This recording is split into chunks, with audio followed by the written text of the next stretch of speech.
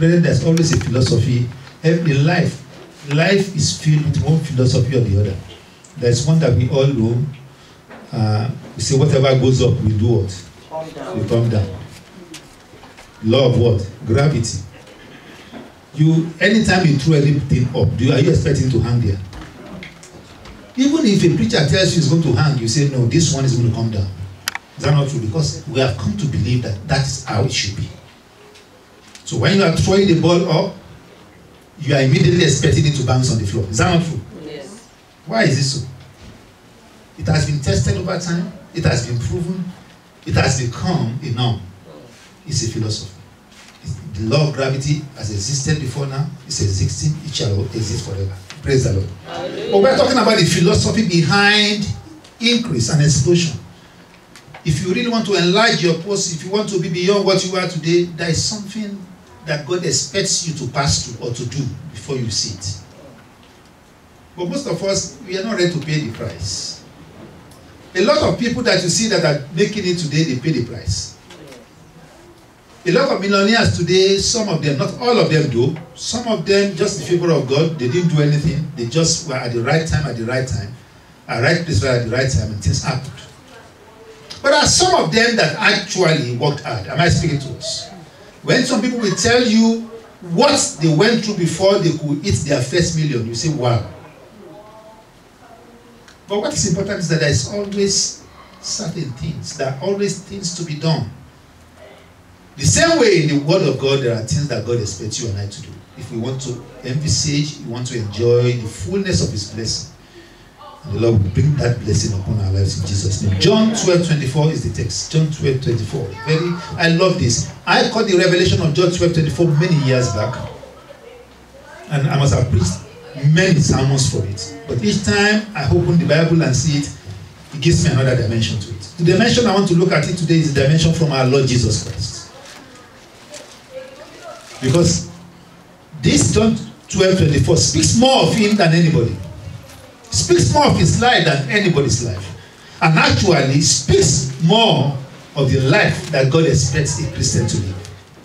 The Bible says in John 12:24, verily, verily, I say unto you, except a wheat of corn falls where? Into the ground and dies, it abides alone. But if he dies, it brings forth much fruit. It do not bring forth seeds, it brings forth what? Fruits. Do you know seeds cannot be compared to fruits? If I bring a fruit here now, there will be several seeds in it. Am I speaking to us? Yes. A seed is a seed. Most of the time, a seed is one. Whereas a fruit comprises of how many seeds? Depending on the kind of fruit it is. Some fruit comprises of millions, some thousands, some hundreds, some in their tens. But one thing that is important is that you cannot compare a seed and a fruit. 4 concepts I want to deliver to you, and I want you to hold this concept because by God's grace, we want to initiate about 10 people into some things that will turn around your life. Things that are tested in the past, things that are proven in the past, things that stand out to make mighty men.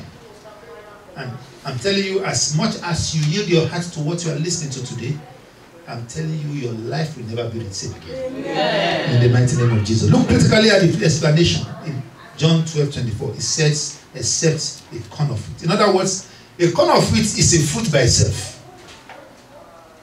What it means is that it's by itself, it needs nothing again. It's complete. But what happened to it? It fell. And when it fell, what happened? It didn't stop in falling. What did happen? It died. In Jeremiah 37, the Lord was speaking to Jeremiah. He said, these dead bones, can they live?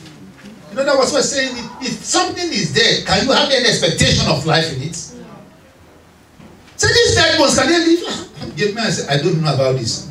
You are the only one that can do something like that. The same way we are saying today, except a corn of wheat does what? Falls. And then what? Dies. Says, all along, that corn of wheat has abided alone. Most of the time, we might think we are there. people think they have money. At times you might think what you have, oh God, I thank you, I'm okay. If you know who God has in plan to be you, then you look at, maybe you are driving a Mercedes and look at the Mercedes and this is a taxi car. Do you know in Germany that's what they use it for? Mercedes is a taxi car in Germany.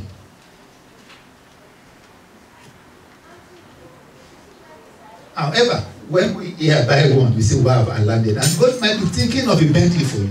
I'm just, forget about physical. I'm just trying to paint a picture so you can. And then God is saying, you should be driving a Bentley. And you say, this Mercedes, this is wow. In fact, when people come from my village, they see me driving Mercedes, they say, wow, I've arrived. You are still a con of it. You are not falling. You are not dead because God has fruits to bring out of your life.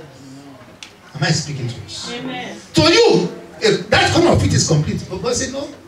A set brings it to a level of what? A condition. In other words, what he's saying is that a set makes it a decision and not a voluntary action. You take time to decide, this is what I want. Brethren, you took time to decide to be here. You should have chosen not to come. For example, some people did not come to church today. There's nothing we can do. What can we do? They chose not to come. They have chosen, they have made their decision. That is it. But you chose. It's a conscious effort.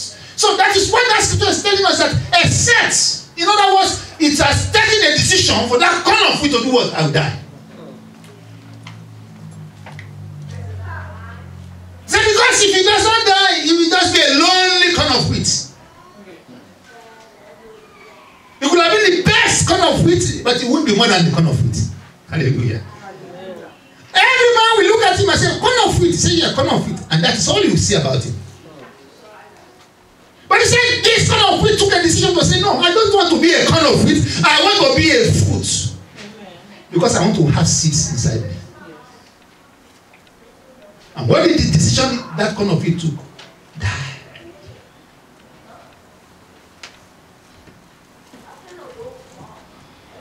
Do you know, in Matthew 16:24, which one of the texts we took some few months ago, Jesus said, if anyone will come after me,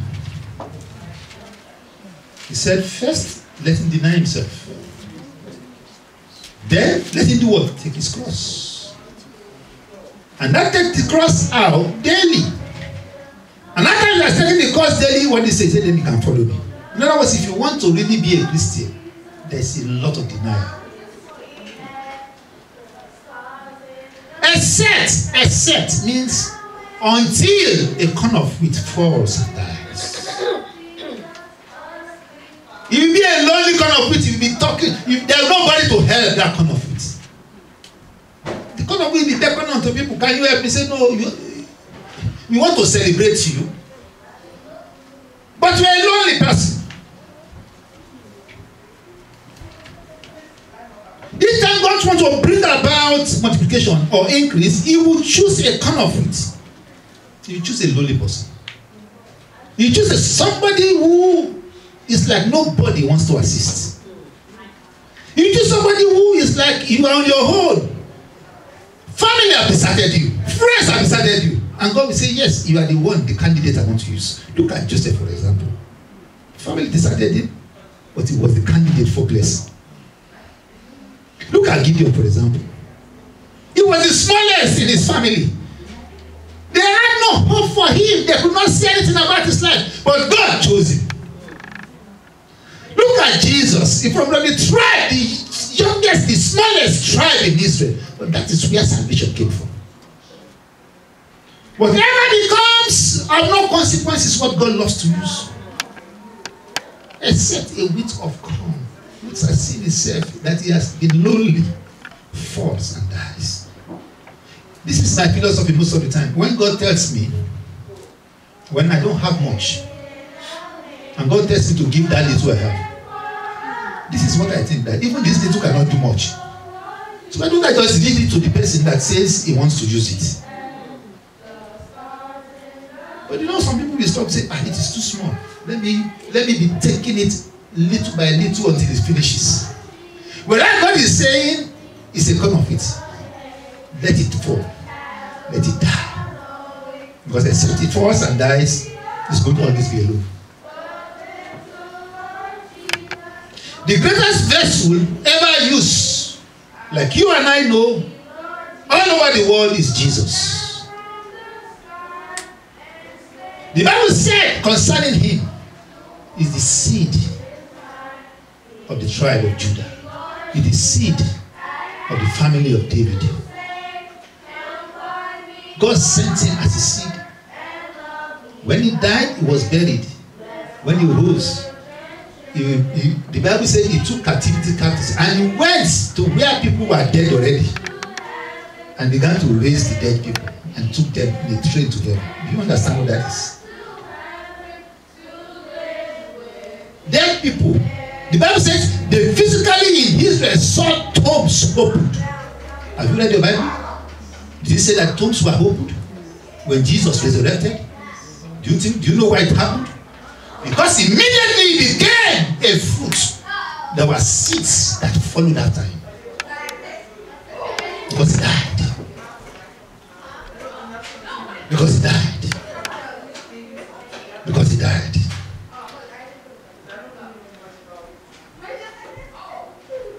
The most challenging part of anybody's life is to take the right decision.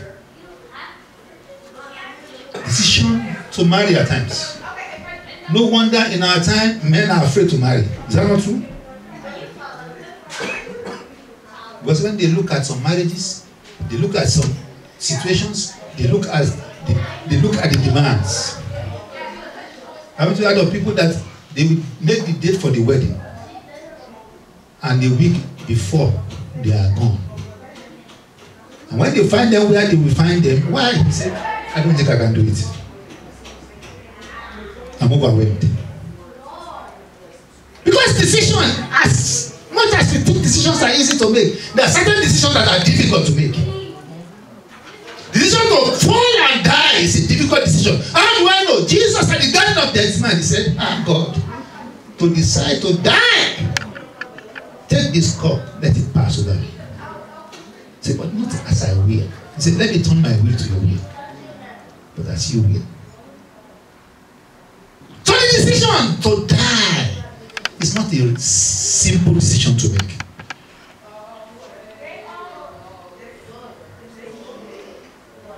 You know, in John 10:17-18, the Bible says, therefore does my Father love me. Jesus identified the reason why God loved him. He said, therefore my Father loved me because I laid down my life. He said, I laid it down that I might do what? Take it up. Are you following after me? He already knew what will happen if only he could die. Do you already know that if you submit your life to God, you know the benefits are uncountable? Do you know all that is hindering the blessings of God over your life is the decision to surrender to him. That's all. You are in between two opinions all along. You are putting one leg into God, one leg out of God. And that is why God is not ready to do what he wants to do. You are in the middle. You are on the fence. You are looking at it. I don't want to plunge in. Oh, if I plunge in, I will lose. God says lose all. And see whether I will not. Jesus said, I have power to lay down my life. He said, because when I lay down, there will be power for me to take it back. The power to take back your life is not given until you leave it, let it go. Jesus understood it. He said, I have power. The first power I have is to lay down my life. And I am going to exercise that power. Because I'm going to lay down my life. Because if only I can lay down my life concerning the power that is within me to do so, God will now give me the power to do what? To take it back. That is why in Romans chapter 8, verse 10 and 11, the Bible says, if the spirit of him that raised up Jesus from the dead dwells in you, he that raised up Christ from the dead suddenly shall give power to your mortal body by that same spirit that dwells in you. In other words, if you can have the power which is natural to relinquish your life in the hands of God, then God will give you the Holy Spirit to enable you to begin to live like a son of God. Romans 8:14. Those that are led by God are the sons of God. God will not lead you until you become a son. Most of the time, a lot of people are leading themselves. And then you ask you what is happening. Say, I know what you don't know what you are doing. But God is not the one leading you. He leads only his sons. John 1:12 says, as many that believe in him, as many that accepted him, he gave them power. Have you received that power? To become sons of God. Even as many that believe in his name. You can't have that power until you give your own power away. Am I speaking to us today? Say, no man taketh it from me. Say, nobody taketh it from me. Nobody forced me to surrender my life to Jesus. Say, but I by myself. Jesus said, but I lay it down of myself. I have power to lay it down. I have power to take it again. This commandment I have received from my Father. My Father told me the secret. That if only I can have power to lay down my life, he will give me the power to take it back.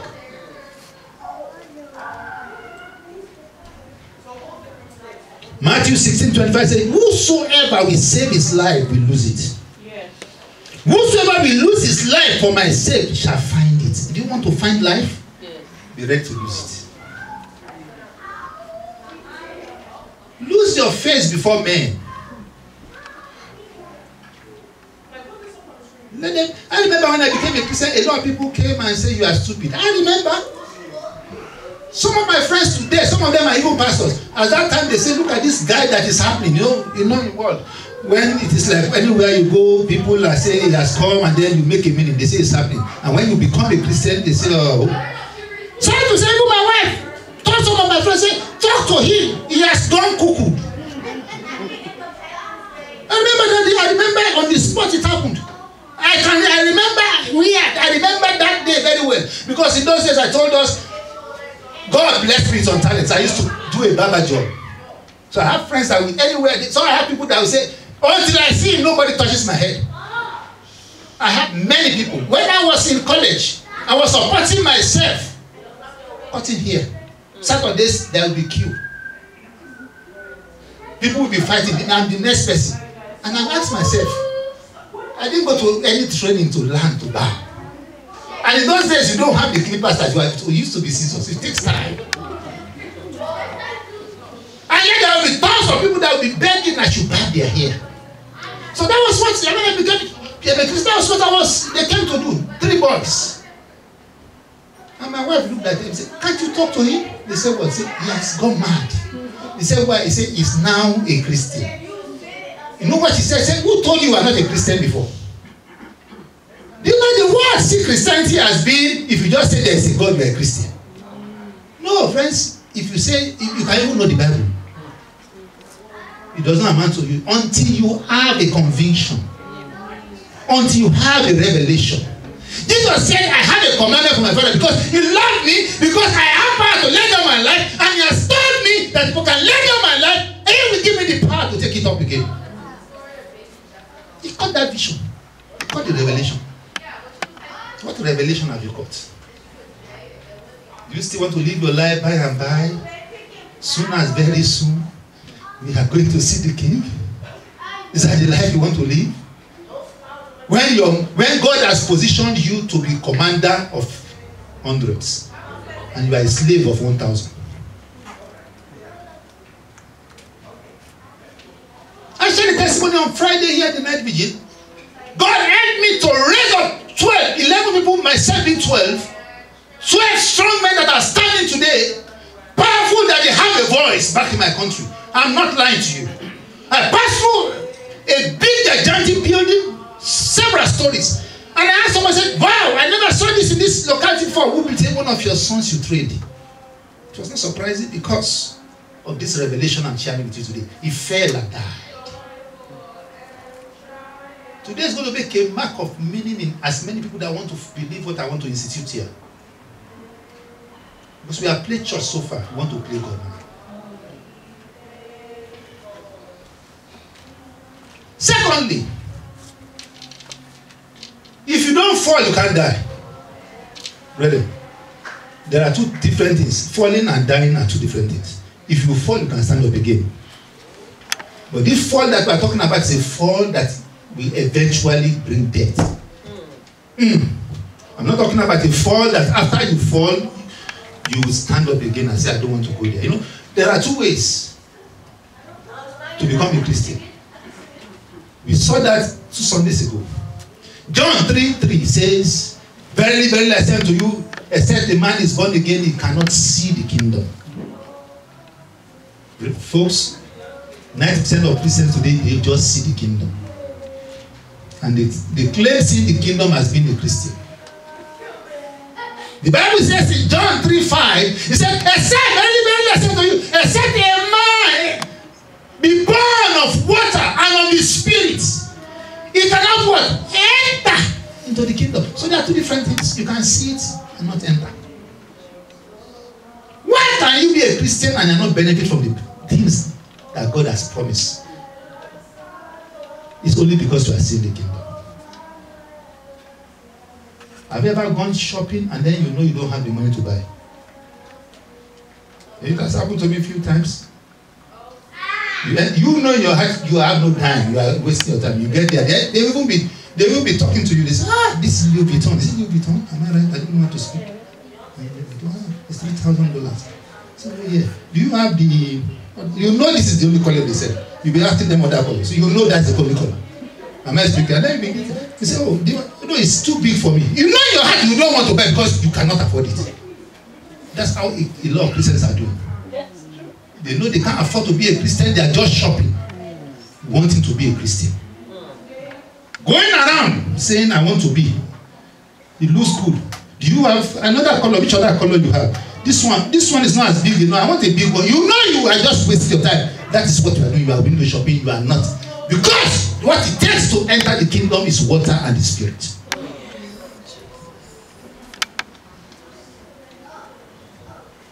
And you're ready to take the decision. You are still outside. You are only looking through the window. You want to come in, but you know the price to come in. You don't want to pay it. Nobody needs to tell you no. You don't know the price. You just want to pay it. You know what you need to cut away that will make God to release you to your blessing, but you refuse to cut away. And when the blessing does not come, you say, Pastor, I'm praying. Be praying for me. Why are you wasting the pastor's time? And where you waste your own time?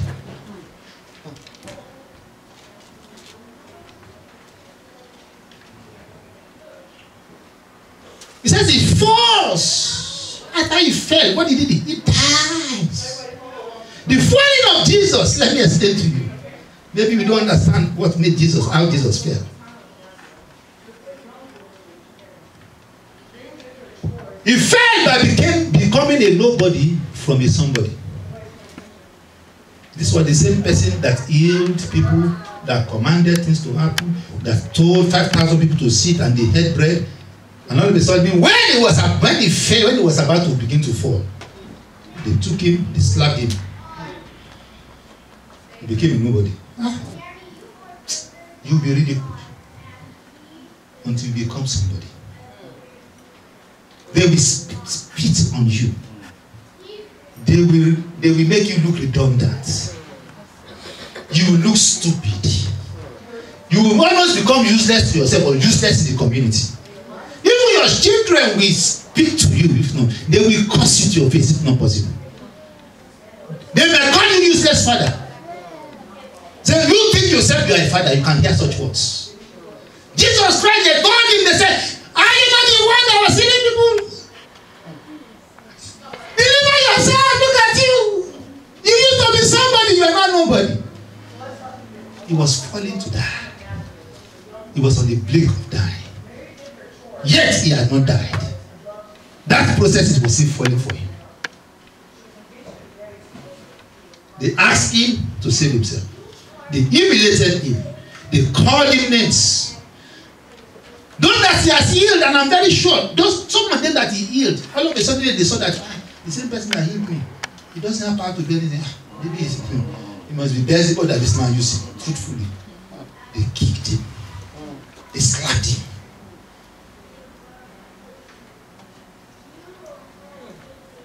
Another process was still falling. He had not died.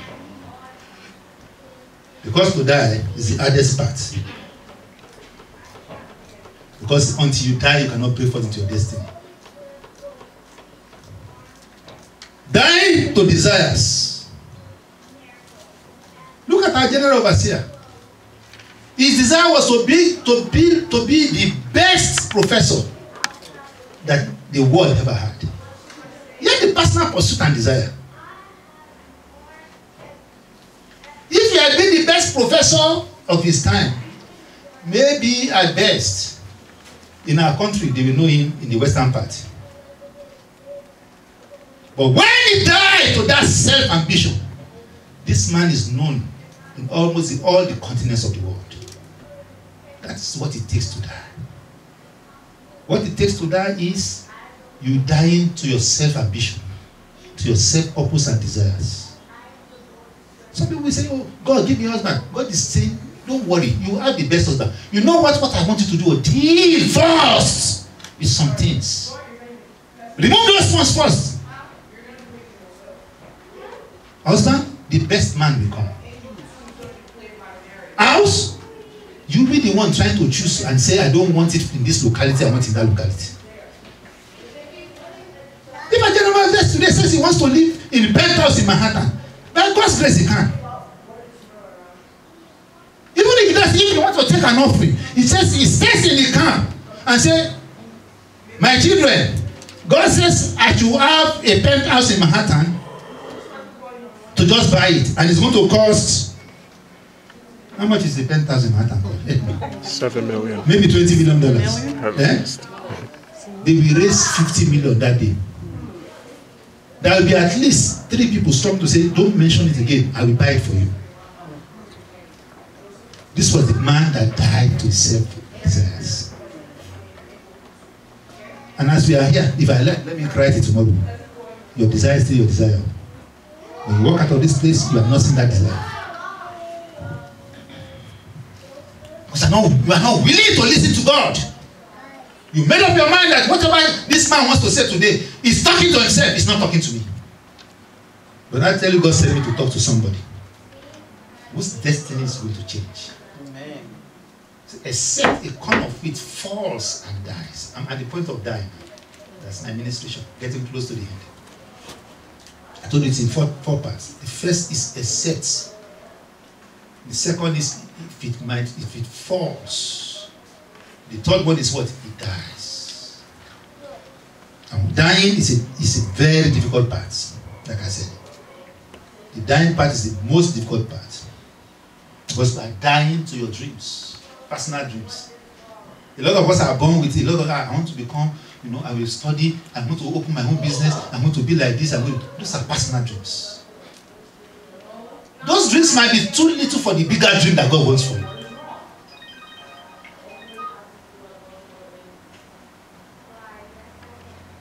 Paul wrote in 2 Corinthians 2:7-8. Listen.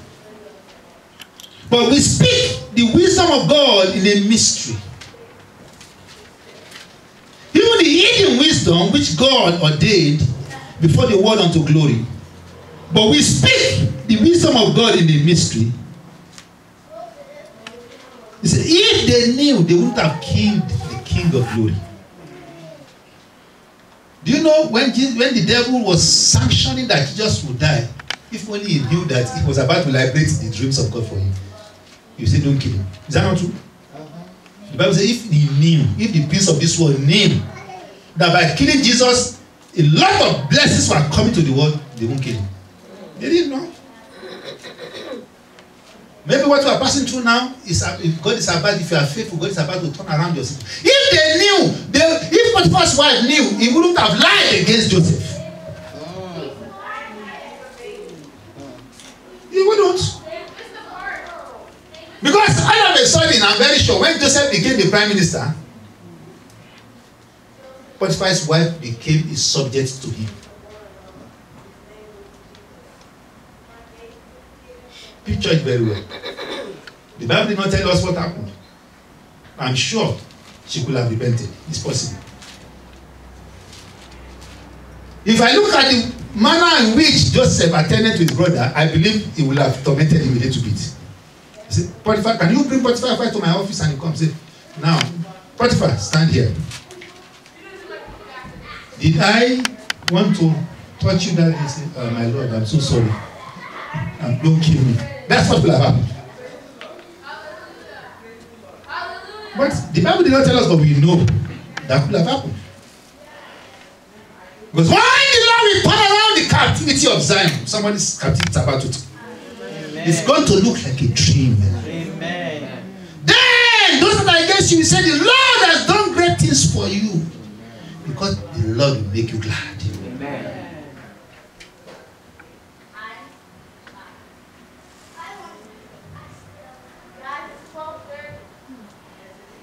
Killing Jesus was the greatest battle that the devil lost. You know, the greatest problem of the devil himself is about what I want to speak, because to die, what it requires is humility. Because the Bible says Jesus humbled himself. When he's talking about death for Jesus, said it was humility that made him to die. When he was at the Garden of Gethsemane, he said, look, he told Peter, don't you know I can call legions of angels to come and fight for me?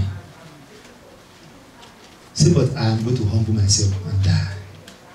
Friends, as I begin to close, I want you to know that anyone that wants God's hand to be mighty upon his life must be humble. The Bible says, God resists the proud, but give more grace to the humble. God has been teaching me humility. You have no idea. I'm still in the school of humility. I've not even passed the first grade. I'm telling you, you may say that what are you saying? Yes, I've not passed the first grade. The journey is far. Because humility is a very tall order. Some cannot humble themselves. No matter how you say, they say, who is he, by the way? When your heart is like, who is he, by the way, you need humility. Jesus Christ could refuse death. The Bible says he humbled himself to the death. Not only any death, but the death on the tree. Useless death. It's only criminals that they kill on the tree. Criminals. He was not killed alone. He was killed to support the fact that God planned humility for him. He was killed. He was crucified with two thieves, one on the left, one on the right. The Bible was counted among criminals. That's humility. What are you really asked to do in the house of God that you can't humble yourself? And we are saying, who is it that is asking me to do it? There is a story I want to use for humility as I conclude today. In 2 Chronicles chapter 33, you see the story of a king who started to reign at the age of 12. His name is Manasseh. He was the one that reigned after Hezekiah. You know the story of Hezekiah. He did what was good. He prospered. So when Manasseh came to the Bible said, the evil that this young boy did, nobody could have ever did. The Bible said that it was the greatest evil that Israel ever did. Manasseh, as a king, was the one that studied it in his time. They made idols. They brought idols to the house of God to worship idol in the house of God. But listen to verse 12 and 13. And the Bible says that he was in affliction because he was taken captive. This king was not in affliction. What did he do? When he was in affliction, he besought the Lord his God and humbled himself greatly before the God of his fathers. And prayed unto him, and he was entreated of him, and heard his supplication, and brought him again to Jerusalem into his kingdom. Then Manasseh knew that the Lord, he was God. And he came back and he told them, we are going to stop this idol worshiping. We are going to turn around that story. Jeremiah 18 that we read this morning told us if a nation is taught to do evil, God will be part of that nation. At times when I watch the television, I feel like I'm blinded. Yesterday, all of a sudden, I just put on the TV to relax for a minute. And one guy came on the show and he kept doing his hand like this. He didn't need to do his hand for than 2 seconds like this, that I know what it was all about. If a man is talking and he's doing his finger like this, you already understand. What's this rubbish? On the national television. On the nation that puts on the currency in God we trust. We have brought idols into the house of God. Brethren, the Bible says we should submit therefore to God. Let me tell you, the fight against the devil is the simplest fight because he lost already. How many people are here with me? Don't fight the devil. The devil is lost. Why are you fighting a loser? You know, a lot of us are fighting a loser. You don't need to fight the devil. He lost. All you need to do is submit yourself to God. And then God will give you the power to resist. All you need to do is resist. You don't need to fight the devil. Just tell the devil, stop it. You can't. No. What you are saying is not my portion. I won't do it. The gimmick you are dancing before me is not for me. I won't do it. Because I submit myself to God. James 4:7 says, submit yourself therefore to God. Then you will be able to do what? Resist the devil. Those that resist the devil are those that are submitted to God. If you don't submit to God, you can't resist the devil. He will deal with you, he will discipline you, he will use you as a firewood, he will burn you as he will throw you up and bring you down and kick you sideways and tear you to pieces, and then he won't kill you. And then you'll be begging for them, say no, you won't die. But if you turn around and submit yourself to God, you will resist the devil. What did the Bible say? When you resist the devil, what will happen? So the devil can run? He can. Because you're not submitting to God, that is why he's dealing with you. That is why it's simple.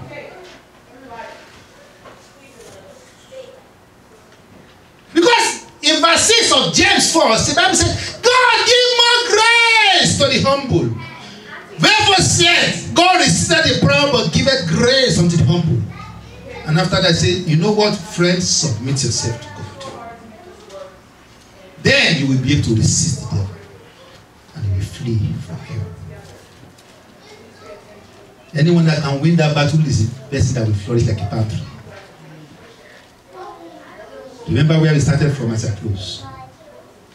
Number 1, except you take a decision to do what? To die. Because that's the golden rule. Second, you admit and allow folly. You don't struggle with it. Jesus did not. You see, one of the things I was asking myself, he was asked, he said, don't you know? Who was it? He said, Caiaphas. He said, don't you know I have power to release you? Can't you speak for yourself? No, he said, let's settle this matter here. I have the power to tell them they can't crucify you again. Speak for yourselves. You know, say, I can't speak for myself. If it were to be you and I, you say, you can release me. Okay. You know these people, they just want to kill me for nothing.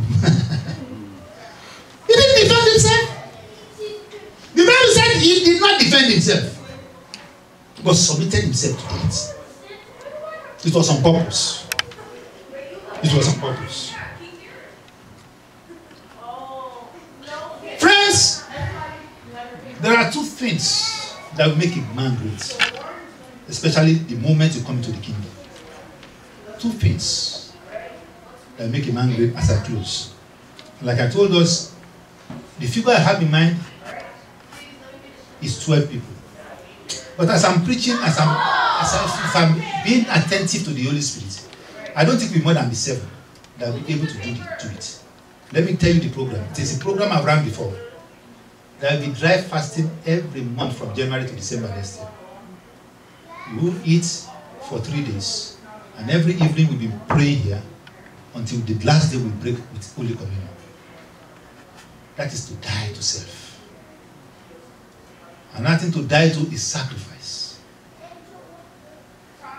Minimum to bring is 500 on the 3rd day. Minimum. If you can't afford the 500, don't join us. If it's the last 500 I have in my life, I'm going to be giving it every month. Brethren, by 2015, your case will be like the case of John chapter 9. The Bible says when they saw the man that was born blind, some of them say yes. Some of them say he looks like him. When people will see you, they say, is that not Kelechi? He says, it's Kelechi now. You sure? Who borrowed Kelechi in Lamborghini? He says, it's her home. She bought it or she stole it. You remember one of the adverts that made me, it was in December time. About that advert is so funny. It was a promotion, I think, of Verizon. A girl came in and saw the husband watching the TV. I said, where did you get it? He said, before he could say, you stole it. Because the lady could not imagine where television would come from. Two things I say to you, brethren. 3 days of fasting and praying, not hunger strike. You will cry and pray like your life depends on it. That God, I need a change.